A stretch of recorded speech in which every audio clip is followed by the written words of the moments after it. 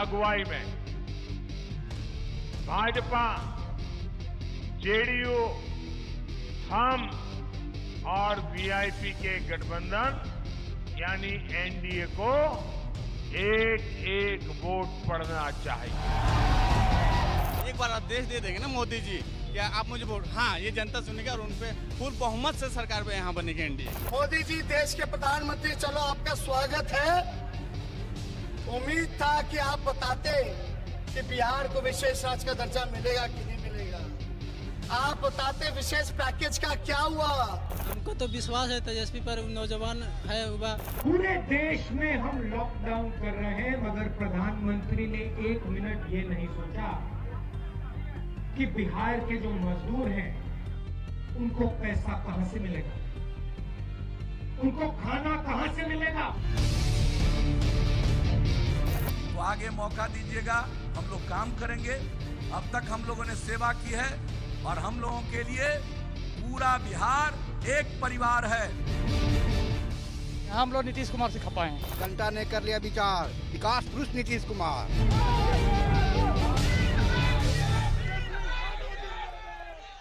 नमस्कार, मैं हूं श्वेता सिंह। बिहार में चुनाव है, इसीलिए हर तरफ वादों की बौछार है। एक वो तस्वीर होती है जो सत्ता पक्ष आपको दिखाना चाहती है और एक वो तस्वीर होती है जो हकीकत में जमीन पर आपको नजर आती है।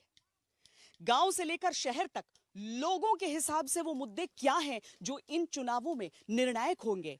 आइए, पेश है इसी पर श्वेत पत्र। तो आगे मौका दीजिएगा, पूरा बिहार बहुत तेजी से आगे बढ़ेगा। बिहार के मजदूरों की मदद की। किसानों को लगातार झूठ बोलने में जुट गए। जान लड़ा दी, ताकत झोंक दी, सारे दांव चले जा रहे हैं। वादों के बक्से खुल रहे हैं। अतीत की कमियां उंगलियों पर हैं, भविष्य के सपने आंखों आंखों बांटे जा रहे हैं। आरोप है, जय जयकार है। ये बिहार है जो 28 अक्टूबर को पहले चरण की वोटिंग के लिए तैयार है। नाराजगी हमें हमारे बिहार सरकार से है, हमारे गया के विधायक जी से है। हम यही बोलते हैं, मोदी से बैर नहीं और गया में प्रेम तेरी खैर नहीं। पूछ रहे हैं कि चिराग पासवान पर आप लोगों को कितना भरोसा है? बहुत भरोसा है। आपको लगता है कि वो भविष्य के नेता हो पाएंगे? भविष्य में नेता हैं। मोदी जी के रैली से फर्क पड़ेगा? हाँ, 10 सीट निकल रहा है। यहाँ का गरिमा बढ़ाया। एक तरफ 1.5 दशक का नीतीश शासन है, दूसरी तरफ नए नेताओं की पीढ़ी मैदान में है। कुछ मुद्दों ने कुछ शक्लें बदल ली हैं, तो कुछ मुद्दे अब भी वैसे ही हैं जैसे इतिहास की किताबों में या बचपन से रैलियों में सुनते थे। सरकार गठन में निर्णायक फैक्टर क्या रहेगा, इसकी आधिकारिक तारीख 10 नवंबर है। लेकिन जनता के मन में झांका जाए तो उसकी झलक दिखने लगती है। रोजगार का वादा जो हो रहा है, आपको लग रहा है पूरा हो सकता है? पूरा हो सकता है, तेजस्वी जी तो पूरा कर सकते हैं। 10 लाख दे सकते हैं? दे सकते हैं वो। रोजगार जो वादा कर रहे हैं सब मिल सकता है? नहीं, कभी नहीं पूरा हो सकता है। विकास हुआ है? विकास खूब नहीं हुआ है, जितना होना चाहिए था। क्या होना चाहिए? बहुत कुछ, शिक्षा स्वास्थ्य खराब हो गया है। क्या नीतीश के पक्ष में प्रधानमंत्री मोदी का प्रचार असर डालेगा? बिहार की जनता बाहुबलियों और अपराध मुक्त बिहार में किसे प्राथमिकता देगी? नई पीढ़ी के जोश और नीतीश के अनुभव में किसे चुनेगा बिहार? क्या हर मुद्दे पर भारी पड़ेगा बिहार के विकास का मुद्दा? रोजगार के वादों में जनता किस पर करेगी भरोसा? क्या है बिहार में वोट कटवा की राजनीति और उसका असर? बिजली आती है? कितना देर आती है? नहीं, 22 घंटा आती है। 22 घंटा बिजली आती है? नहीं आती है। कितना घंटा आती है? 16 घंटा आवे करता है। अपराध सब कम हुआ है, मतलब जो लूट मार सब होता था कम हुआ है। कम हुआ है कि नहीं? कुछ भी कम नहीं हुआ है मैडम। यहाँ तो और क्राइम हो रहा है, ज्यादा हो रहा है। सर्दी की तरफ बढ़ते बिहार के चुनावी थर्मामीटर में कहां तक चढ़ रहा है मुद्दों का पारा, इस पर पेश है बिहार से हमारी सबसे विश्वसनीय चुनावी ग्राउंड रिपोर्ट श्वेत पत्र। प्रधानमंत्री नरेंद्र मोदी की जो रैलियां हो रही हैं बिहार में, उसका असर कितना होगा? हालांकि लोग उन्हें सुनने के लिए तो हमेशा बड़ी संख्या में आते हैं। प्रधानमंत्री का भोजपुरी वहां पर बोलना, जिस क्षेत्र में जाते हैं, जैसे गया में आकर सीधे नक्सल की बात करना, नब्ज को छूते जरूर हैं, लेकिन क्या इसका असर इतना बड़ा पड़ेगा कि इस चुनाव को निर्णायक तौर पर प्रधानमंत्री नरेंद्र मोदी की रैलियों से जोड़कर इस समय हम देख सकते हैं।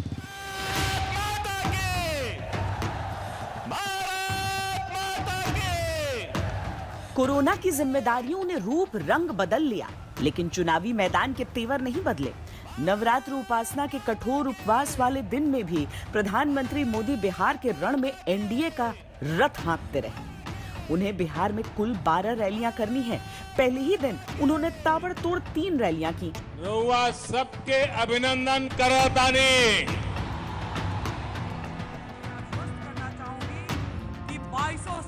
ये एक फैक्ट है कि कोरोना काल का ये पहला चुनाव है।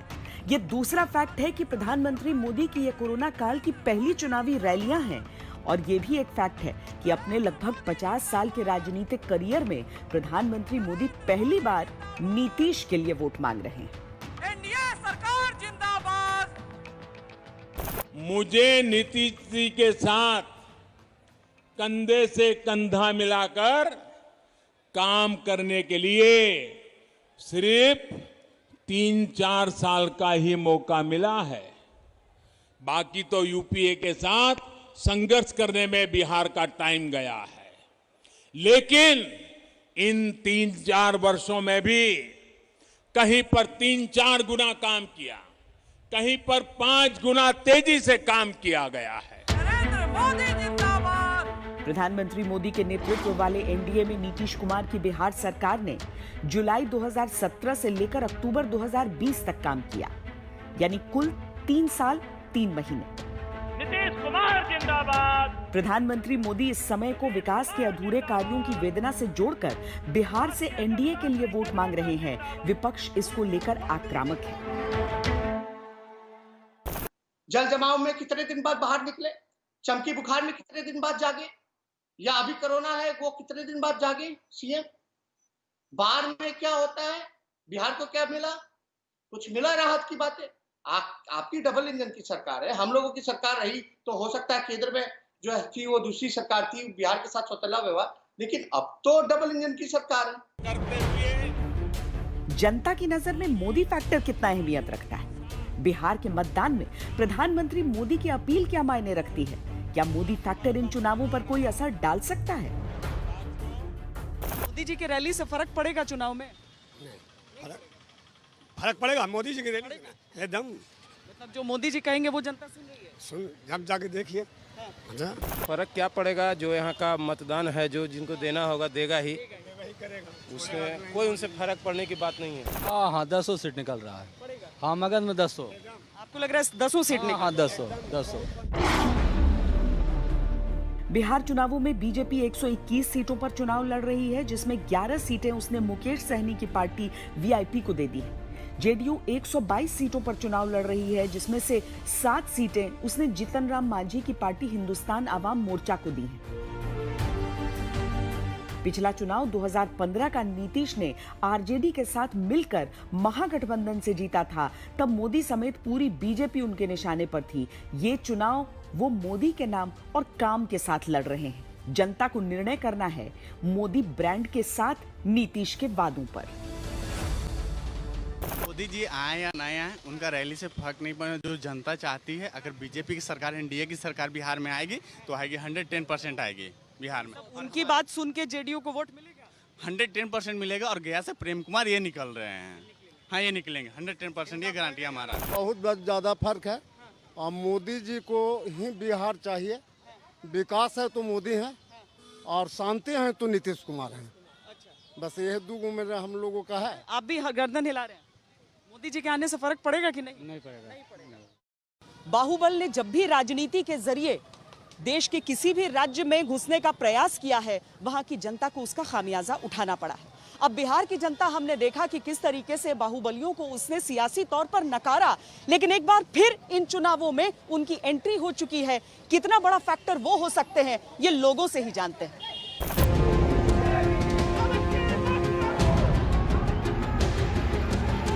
लोगों को पता है कि क्या हाल था पहले, अब क्या होगा। और जरा सा भी कोई गलतफहमी हो गई तो जो पहले का बिहार था वहीं पहुंच जाइएगा।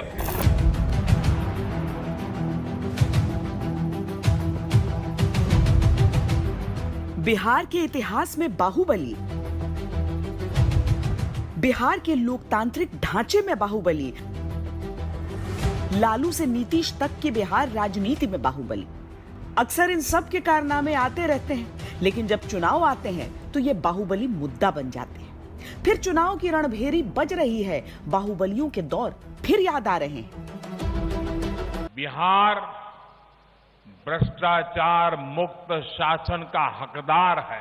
ठीक है, हमसे कोई गलतियां हुई होंगी पहले, ठीक है हुई होंगी, हमको जनता ने सजा दी, 15 साल हम विपक्ष में हैं। 15 साल लालू राज के जोड़ लिए जाएं और 15 साल नीतीश के, तो कुल 30 साल होते हैं। और किसी भी व्यवस्था में परिवर्तन के लिए इतना तो काफी होता ही है। लेकिन बाहुबलियों का बल ऐसा है कि उनका असर कम भले हो जाए, लेकिन खत्म नहीं होता। जनता के पास चले इस मुद्दे को लेकर, उससे पहले आपको बिहार चुनाव आयोग की तरफ से जारी बाहुबल का एक आंकड़ा दिखाते हैं।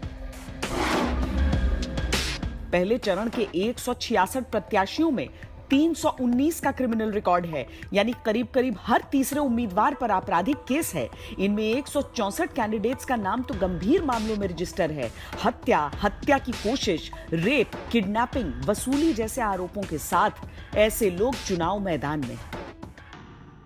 बाहुबली को टिकट क्यों मिलता है? बाहुबली को टिकट इसलिए मिलता है कि वो परंपरा चला आ रहा है कि मैं इस पार्टी से जुड़ा रहूंगा तो मुझे टिकट देगा, बाहुबली का दबदबा रहेगा।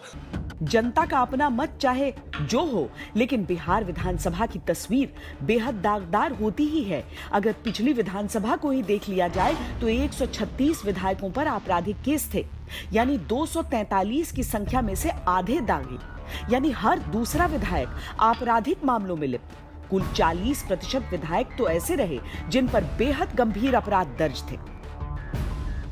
बाहुबली अपराधी, बलात्कारी, बालू माफिया, जमीन माफिया को टिकट नहीं देंगे तो ये लोग 700 जन्म में चुनाव नहीं जीत सकते। 100 में 90 इन लोगों ने जो टिकट दिया है, इस बिहार के आदमखोर लोगों को। यूं तो पूरे देश में आपराधिक छवि वाले नेताओं को लेकर राजनीति के मन में सॉफ्ट कॉर्नर रहता है, लेकिन बिहार में यह खतरनाक ट्रेंड बन चुका है। मौजूदा चुनाव भी उससे अछूता नहीं। मोकामा से आरजेडी के टिकट पर बाहुबली अनंत सिंह पर 38 क्रिमिनल केस हैं। दानापुर से आरजेडी के टिकट पर रीतलाल यादव पर 33 क्रिमिनल केस हैं। गया की अतरी सीट से आरजेडी के अजय यादव पर 14 क्रिमिनल केस हैं। गया की गुरुआ सीट से जनाधिकार पार्टी के सुधीर वर्मा पर 37 क्रिमिनल केस, 25,000 का इनाम भी है।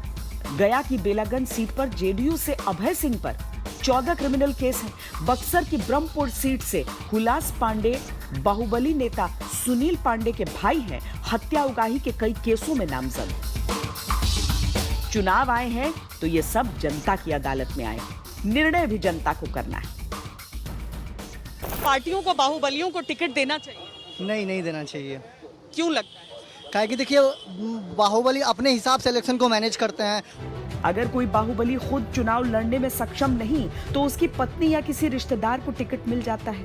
एक झलक उनकी भी देखिए। रेप के आरोपी पूर्व विधायक राज वल्लभ यादव की पत्नी नवादा से मैदान में आरजेडी के टिकट पर। 1 साल से फरार रेप के आरोपी विधायक अरुण यादव की पत्नी संदेश से आरजेडी के टिकट पर। बाहुबली आनंद मोहन सिंह की पत्नी सहरसा से और पुत्र श्योहर से आरजेडी के टिकट पर। एकमा रुपौली अतरी सीट पर मनोरंजन सिंह धूमल, अवधेश मंडल और बिंदी यादव की पत्नियां जेडीयू के टिकट पर। 27 आपराधिक केसों वाले बाहुबली अखिलेश सिंह की पत्नी अरुणा देवी नवादा से मैदान में बीजेपी के टिकट पर। शेरघाटी विधानसभा उन सीटों में से है जहां पर केंद्र वाली एनडीए के बीच की फूट साफ साफ नजर आ रही है। यानी यहां पर सिटिंग जेडीयू के विधायक हैं, उनके सामने प्रत्याशी के तौर पर एलजेपी ने भी अपना उम्मीदवार उतारा है।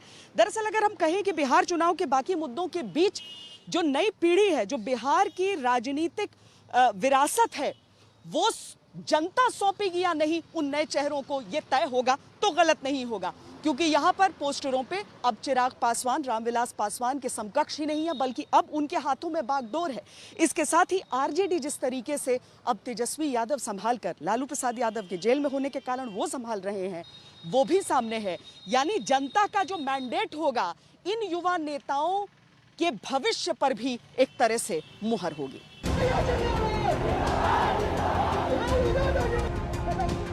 मेरा पहला कलम चलेगा तो एक साथ देश के इतिहास में पहली बार 10 लाख नौजवानों को सरकारी नौकरी।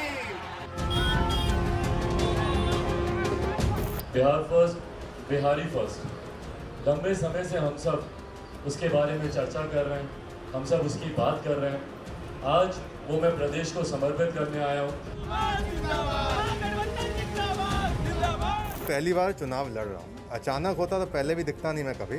वो है कि हाँ, इस बार मैं उम्मीदवार हूँ, मैं प्रत्याशी हूँ, वही फर्क है। सबसे मुख्य मुद्दा पूरे बिहार में हमारा रोजगार का है और कोई भी जगह एक्सेप्शन नहीं है।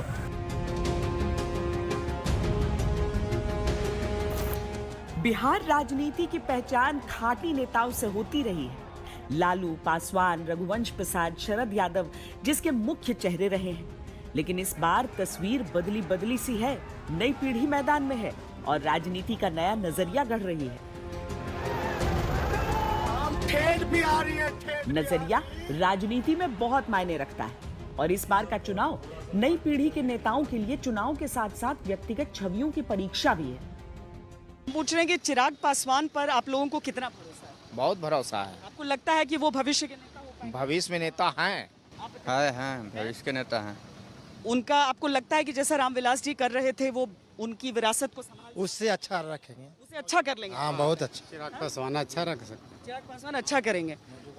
अकेले चूंकि पिता अब है नहीं तो ये संभाल लेंगे। संभाल रहे हैं, आप लोग को ऐसा विश्वास? हाँ, संभालने का इनके पास खूब क्षमता है। नई पीढ़ी के नेता हैं, काफ़ी विश्वास है और लोजपा का तो ऐसे भी दयनीय स्थिति है, उसका कुछ होना जाना है नहीं बिहार में।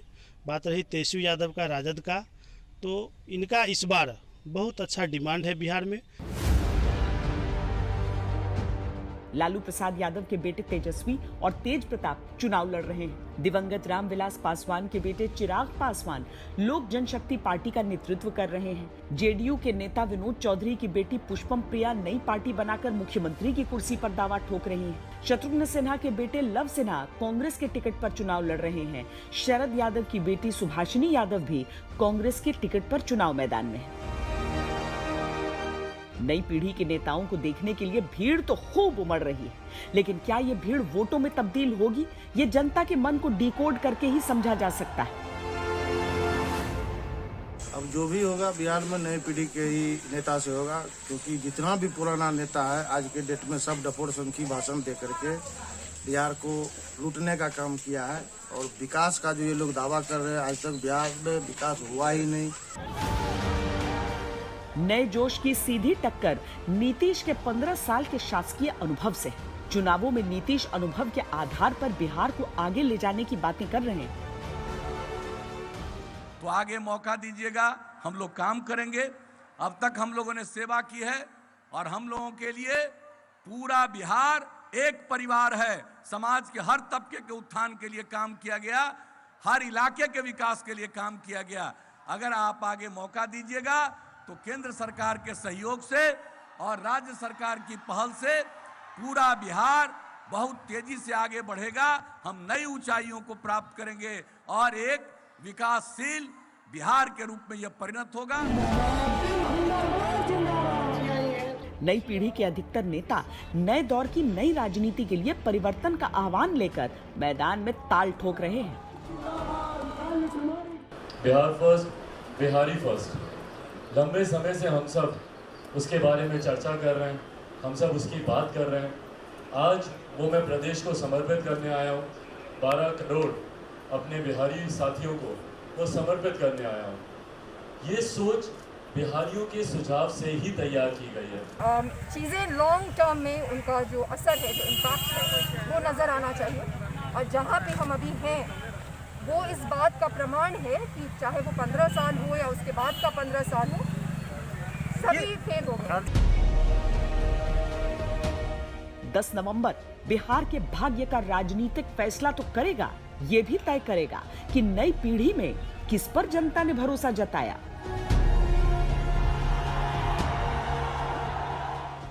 लोगों के मुद्दे, लोगों के बीच से रोजगार की बात हो या विकास की बात हो, क्या है छलावा, क्या है दिखावा, क्या है केवल एक वादा, विश्लेषण लगातार जारी है। आप देखते रहिए श्वेत।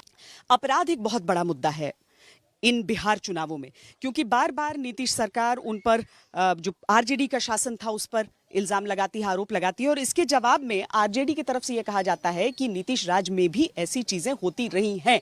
लोगों के मन में क्या भाव है, आंकड़े क्या कहते हैं, इन दोनों का तुलनात्मक विश्लेषण भी जरूरी है।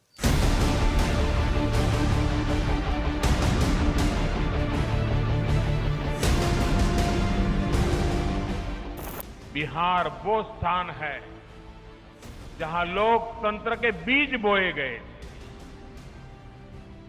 क्या जंगल राज में कभी भी विकास और लोकतंत्र के मूल्य फल फूल सकते हैं? बिहार भ्रष्टाचार मुक्त शासन का हकदार है। कहीं ऐसा ना हो कि आप लोगों की सरकार है तो फिर जो कथित जंगल राज की बात बार बार कही जा रही है। नहीं, स्वाभाविक है ऐसा प्रश्न आएंगे, क्योंकि जो प्रोपेगेंडा, जो परसेप्शन जो बनाया गया था विरोधी द्वारा, जाहिर तौर पर आएगा। लेकिन हम आपको बता दें, बालिका गृह मुजफ्फरपुर कांड किसके कार्यकाल में हुआ, उसकी लड़ाई किसने लड़ी, उन बच्ची को इंसाफ दिलाने के लिए चाहे जंतर मंतर तक हो या सुप्रीम कोर्ट तक हो, किसने लड़ाई लड़ी। विवादों के जिक्र ने अक्सर बिहार के कई जिलों और क्षेत्रों को क्राइम कैपिटल का तमगा दिया। कभी एनसीआरबी की रिपोर्ट ने पटना को देश का सबसे ज्यादा हत्या वाला शहर घोषित किया, तो कभी दिनकर की भूमि बेगूसराय, जिसे बिहार का लेनिनग्राद कहा गया, उस पर अपराध नगरी का आरोप लगा। सुशासन वर्सेस जंगल राज की लड़ाई तो बिहार की राजनीति में अब भी सबसे बड़ा मुद्दा है ही। जनता बिहार की जानती है कि तेजस्वी और उनकी पार्टी का बैकग्राउंड क्या है, उनकी पार्टी का डीएनए क्या है। उनकी पार्टी का डीएनए अराजकता का है, प्रूवन। और सबसे बड़ी बात मैं आपको बताता हूं, मैं पॉलिटिक्स को बहुत आई एम कीन ऑब्जर्वर। पॉलिटिक्स में जब तक आप अपनी गलतियों का रियलाइजेशन नहीं करते हैं, तब तक आप आगे नहीं बढ़ते। दुख के साथ कहना पड़ता है कि आरजेडी आज भी अपनी गलतियों को स्ट्रॉन्ग पॉइंट मानती है। एनसीआरबी का अगर आंकड़ा आप उठा के देख लीजिए, वो 18 महीने 2015 के बाद और उसके बाद के सरकार का अब तक का, तो आप एनसीआरबी का आंकड़ा कहता है कि बीजेपी और जेडीयू की सरकार में ये क्राइम रेट जो है वो बढ़ा है। समय समय पर राजनीति के मठाधीशों ने अपने अपने स्तर पर सफाई भी दी और आंकड़ों से तुलना भी की। आमतौर पर कोई जघन्य अपराध हुआ तो प्रेस कॉन्फ्रेंस के मंच से लानत मलानत हो जाती है, लेकिन अभी चुनाव है, क्या पता कौन सा मुद्दा पूरा रुख पलट कर रख दे। अपराध सब कम हुआ है, मतलब जो लूट मार सब होता था, कम हुआ है कि नहीं? कम हुआ है, नहीं बताना है कम हुआ है ये सब कि नहीं कम हुआ है? बहुत कम हो गया है, अपराध तो है ही नहीं अब। आप लोग के हिसाब से कम हुआ है? बहुत कम गया है, हाँ बहुत कम गया पहले से। अब उतना लूट मार सब नहीं है? नहीं। नीतीश के चुनावी संग्राम में भी जनता के लिए लालू राज की यादों के साथ चेतावनी होती और आगे ले जाना, और बिहार का गौरवशाली इतिहास है ये, तो और काफी ऊंचाई तक हमको अपने बिहार को ले जाना है, एक दूसरे के साथ मिलजुल करके। तो इतना ही हम आपको कहेंगे, और सब पूरा बुलंदी के साथ, और नई पीढ़ी को जो पहले का बुरा हाल था इसके बारे में बताइए, और जो अब हुआ है इसके बारे में सब काम को बताइए। जवाब देने के लिए लालू तो चुनाव मैदान में है नहीं, लेकिन उनकी विरासत की लालटेन को थामे तेजस्वी लालटेन की रोशनी में क्राइम की नई परिभाषा लेकर मैदान में। किसी चीज सिर्फ कहने से बोलने से ये चीजें सच नहीं होती, ठीक है, लेकिन आप आंकड़े पे ही बहस कीजिएगा ना। मैं अपने स्पीच में भी हर जगह लोगों को बोलता हूँ कि जात पात धर्म से अब ऊपर हट करके हम लोग मुद्दे की बात करें, काम की बात करें। अपराध का चाबुक जनता की पीठ पर ही पड़ा होगा। वोटिंग के दिन उसका दर्द क्या मतदाताओं के लिए क्राइम को मुख्य मुद्दा बनाएगा? अपराध कम हुआ है? अपराध तो कम है, बाकी जो है से ज्यादा जो है से विकास नहीं है। अभी सब ठीक है कि अपराध यहाँ पे जो मार काट वैसा चीज सब होता है कि नहीं होता है? नहीं होता है। इसके राज में कोई लूटपाट कोई डर नहीं है, रात में भी आने जाने में कोई दिक्कत उतना नहीं होता है। सबसे क्राइम कम हुआ, क्राइम भी कम हुआ। विकास हुआ है? नहीं, विकास यहाँ नहीं हुआ है। क्राइम कम हुआ है? कुछ भी कम नहीं हुआ है मैडम, यहाँ तो और क्राइम हो रहा है, ज्यादा हो रहा है। लूट खसोट हो रहा है। हाँ, बीच में रुका था किसी टाइम? नहीं, अभी तो नहीं रुका है। नरसिंह जी के राज में तो नहीं रुका है। सरकारी नौकरी मिलेगा तो सुरक्षित होंगे कि नहीं होगा? हमने जनता के बीच भी विकास का ये सवाल उठाया। बहुत अच्छा हुआ मैम। विकास आपके हिसाब से हुआ है? बहुत अच्छा हुआ है विकास के नाम पर? यहाँ पे मैं बहुत अच्छा हुआ। यहाँ पे बहुत ज़्यादा पहले जिस तरह जंगल राज की स्थिति थी, अभी यहाँ पे जंगल राज की स्थिति नहीं है। और यहाँ पे रोड बना है, बहुत अच्छा बना है मैम। विकास हुआ है? विकास खूब नहीं हुआ है जितना होना चाहिए था। क्या होना चाहिए? बहुत कुछ शिक्षा स्वास्थ्य खराब हो गया है। शिक्षा की और बेहतर चीजें होनी चाहिए। विकास हुआ है यहाँ? बहुत विकास हुआ है। धन धन हो गया बिहार, फिर एक बार नीतीश सरकार, जनता ने कर लिया विचार, विकास पुरुष नीतीश कुमार। बिजली आती है? कितना देर आती है? नहीं, 22 घंटा आती है। 22 घंटा बिजली आती है? नहीं आती है। कितना घंटा आती है? 16 घंटा आवे करता है। विकास बहुत हुआ, विकास सही है, यही सरकार होना चाहिए। हो रहा है विकास से, फिर नीतीश जी आ रहे हैं फिर दोबारा। लोक नीति CSDS ओपिनियन पोल में 29% लोगों की पसंद के साथ विकास सबसे बड़ा और अग्रणी मुद्दा है। रोजगार जिंदगियों को सीधे सीधे छूता है। रोजगार बहुत बड़ा मुद्दा है और इसीलिए सिर्फ भाषणों में नहीं, मैनिफेस्टोज में भी ये शामिल है। आज की तारीख में अगर तेजस्वी यादव की तरफ से 10 लाख रोजगारों की बात की जाती है या बीजेपी की तरफ से 19 लाख रोजगार का वादा किया जाता है, तो जमीन पर जो आम लोग हैं वो इसको कितना संभव मानते हैं?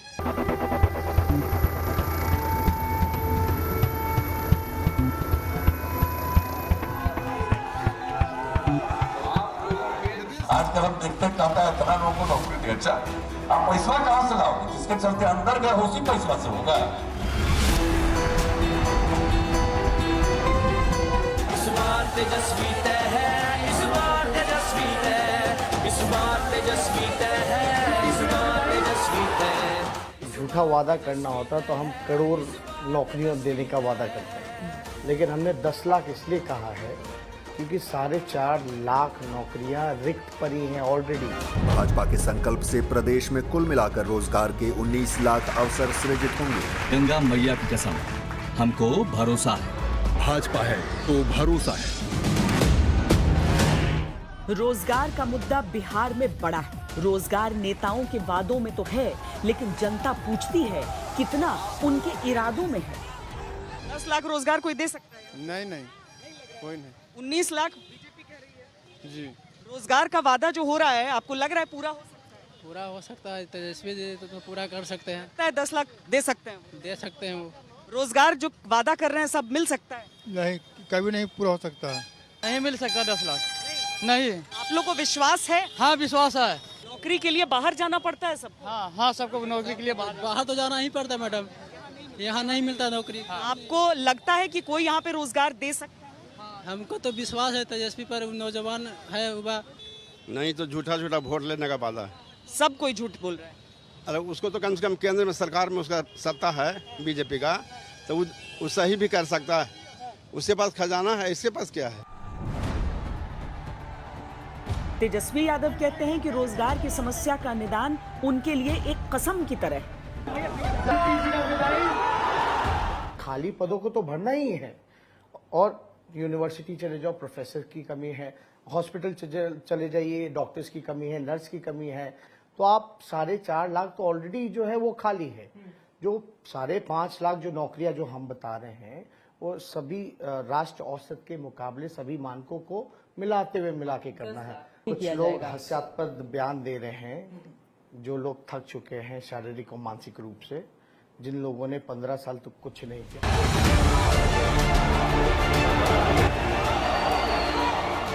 हमेशा विरोध में रहने वाले ये लोग बिहार को विकास नहीं, बर्बादी के पुराने रास्ते पर ही ले जाएंगे। तेजस्वी यादव ने जब 10 लाख जॉब्स की बात की तो उस टाइम भारतीय जनता पार्टी की तरफ से भी कहा गया कि अरे ये कहाँ से संभव है, इसके पैसे का। नीतीश कुमार की तरफ से भी इसी तरह की बातें आई कि पैसे ही नहीं है, ऐसा कहाँ संभव है।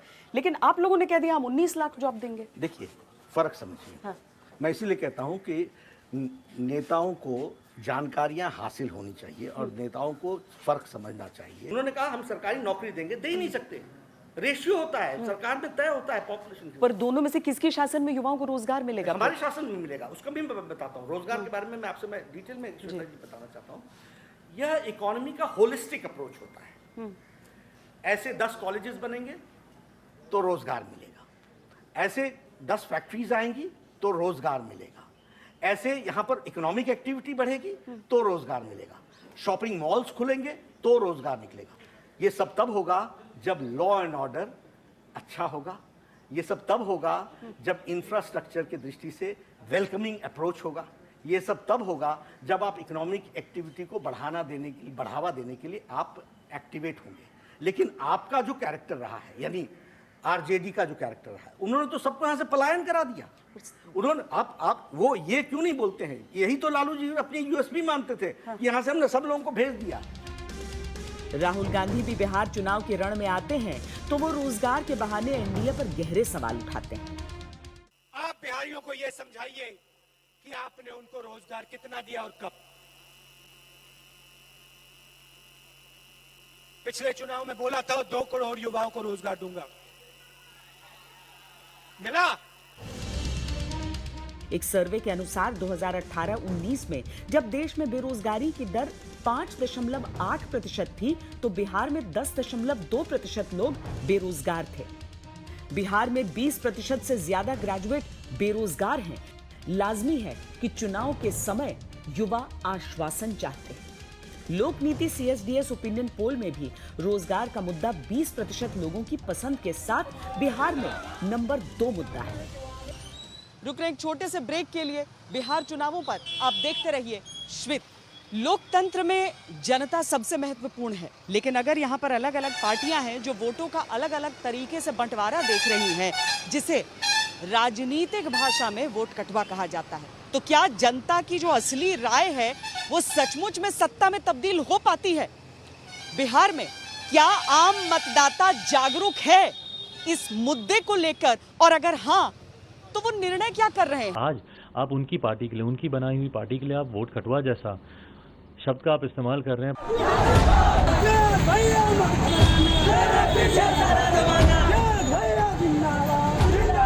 बिहार फर्स्ट, बिहारी फर्स्ट की सोच के साथ पूरा बिहार एकजुट होकर खड़ा है। वोट कटवा का आरोप अक्सर चुनावी रणनीति में आरोपों के तौर पर आता है, लेकिन इन चुनावों में राजनीतिक दलों की स्थिति ने क्या इसे एक मुद्दा बना दिया है? चिराग पासवान से इस बार नड्डा जी बात क्यों नहीं बन पाई? कहाँ मामला अटका? देखिए, राजनीति में हर एक पार्टी की आकांक्षाएं होती हैं, उनके अपने टारगेट्स होते हैं, अपने एम्बिशंस होते हैं। जब एम्बिशन मैच नहीं कर पाते हैं तो इस तरह की घटनाएं घट जाती हैं। सीटें ज्यादा मांग रहे थे, निश्चित रूप से उनकी आकांक्षाएं ज़्यादा थी। हाँ। और बीजेपी के लिए वो एडजस्ट करना मुश्किल था। हाँ। और हम चाहते थे कि वो साथ रहें, लेकिन हाँ। नहीं हुआ। चिराग पासवान के नेतृत्व वाली एलजेपी और ओवैसी की AIMIM समेत 6 पार्टियों के गठबंधन वाले ग्रैंड डेमोक्रेटिक सेक्युलर अलायंस पर ये आरोप लग रहे हैं कि उनकी भूमिका बिहार चुनावों में वोट कटवा से अधिक नहीं। लोक नीति CSDS ओपिनियन पोल में जनता की राय के अनुसार ग्रैंड डेमोक्रेटिक सेक्युलर अलायंस को 7% के करीब वोट मिल रहा है। लोक जनशक्ति पार्टी यानी चिराग पासवान की LJP को 6% वोट मिलते दिख रहे हैं। ओपिनियन पोल के आंकड़े स्थिति को कुछ तो स्पष्ट कर ही रहे हैं। मान रहे हैं लोग कि जदयू और LJP के सामने सामने अगर है तो लोग समझ रहे हैं कि NDA अलग है, NDA से अलग लड़ाई चल रही है। नहीं, LJP यानी BJP। अच्छा, LJP यानी BJP। और वो नीतीश कुमार चिराग को सपोर्ट कर रहे हैं। आपको लग रहा है सरकार भी बनाएंगे। मैं LJP यानी BJP ये कह रहे हैं, आपको लग रहा है कि साथ साथ हैं, लोग समझ रहे हैं? हाँ है तो है। किसी से कोई लड़ाई नहीं है? नहीं, कोई लड़ाई नहीं, सब मिलजुल का हम लोग सब है। लड़ाई है? कोई लड़ाई नहीं। आप लोग के हिसाब से लड़ाई ओनली फॉर नीतीश कुमार से है। सत्ता से गिराना है। बेरोजगारी देख रहे चरम सीमा पे है। वोट कटवा की भूमिका या सचमुच मजबूत लड़ाई? सच क्या है, ये भी बिहार की जनता के मत से तय होना है। वोटों की फसल पककर तैयार है और हर राजनेता इन्हें काटने की फिराक में है। जनता ने क्या अपना मन बनाया है, ये तो कुछ दिनों बाद ही पता चलना शुरू हो जाएगा। कैमरा पर्सन सैयद मोहसिन और हितेश कुमार के साथ अभिमन्यु शर्मा और मुझे दीजिए इजाजत। देश और दुनिया की बाकी खबरों के लिए आप देखते रहिए आज तक।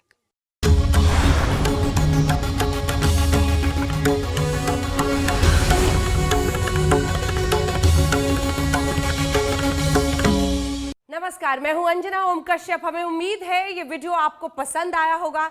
लेटेस्ट खबरों के लिए यूं ही देखते रहिए आज तक और इस वीडियो के पसंद आने पर लाइक, शेयर एंड सब्सक्राइब करना ना भूलें।